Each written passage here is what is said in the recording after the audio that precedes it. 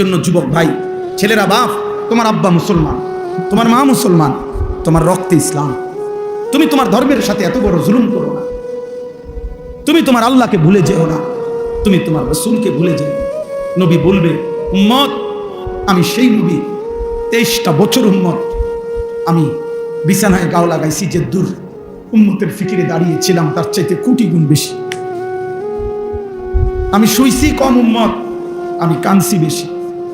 এমনও দিন গেছে, আম্মা জান আয়েশা বলছে, হাদিসের মধ্যে আছে, আম্মা জান আয়েশা বলছেন রাদিয়াল্লাহু তাআলা আনহা, নবীজির স্ত্রী বলছেন, আমি নিজ চোখে দেখছি এশার নামাজের পরে নবী আয়েশা শুইছে, আমার পাশে শুইছে।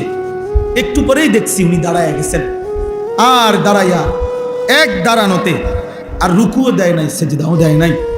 হযরত আয়েশা বলেন, আমি দেখলাম এক দাঁড়ানোতে চোখের পানি ফেলতেছেন আর উম্মতের জন্য কাঁদতেছেন আর আল্লাহর কাছে দোয়াই করতেছিলেন।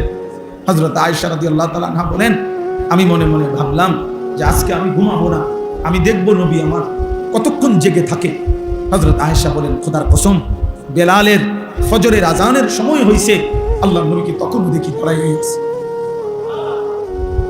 কেমনে ভুলে গেলা জোয়ান? এমন রাসূলকে কি ভোলা যায়?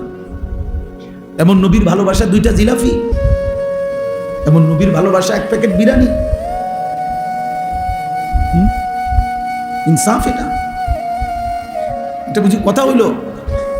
ধাক্কাধাক্কি করে, ঢেলাঢেলি করে, নবীর ভালোবাসায় দলাদলি করে। আরে বেটা, ইনসাফ বলো বেটা। রাসূলুল্লাহ সাল্লাল্লাহু আলাইহি ওয়াসাল্লামের 23 বছরের এই মেহনতের বিনিময়ে